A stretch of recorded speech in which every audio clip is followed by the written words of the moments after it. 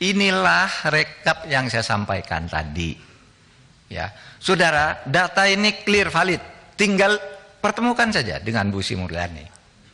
Tidak ada data yang beda. Cuma Bu Sri Mulyani itu menerangkannya begini.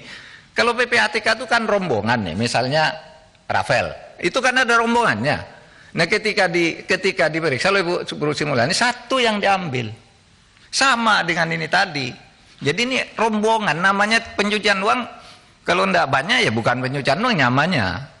Kalau satu geng begitu. Kalau satu korupsi. Tapi pencucian uang di belakangnya itu loh, nama itu.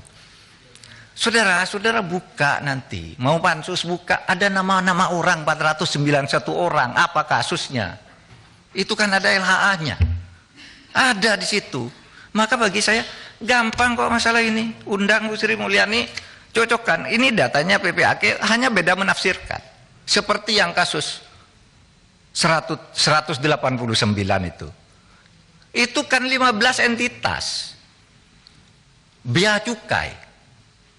Tapi pertama Bu Sri Mulyani tidak tahu.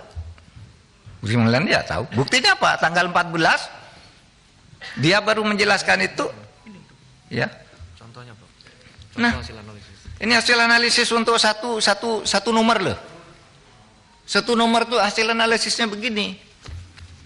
Kalau sampai 300 nomor berapa mau dibawa ke sini semua?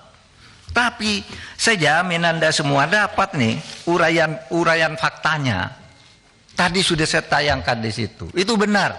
Dijamin 100% benar. Nomor ada tanggalnya kok. Cuma kenapa? Yang saya katakan tadi, kalau kita semua di pengakuan pencucian uang, sampai kayak apel begitu, lalu diambil satu oleh Bu Sri Mulyani. Oh ini pajak. Lalu karena lo kok perusahaanmu banyak sekali, lalu pajaknya yang dihitung, bukan pencucian uangnya. Bukan pencucian uangnya.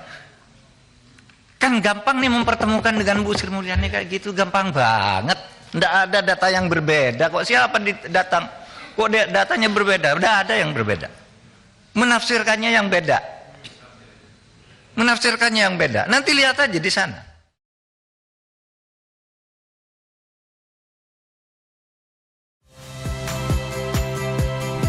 Saya Rahmat Ibrahim. Saksikan program-program Kompas TV melalui siaran digital, pay TV, dan media streaming lainnya.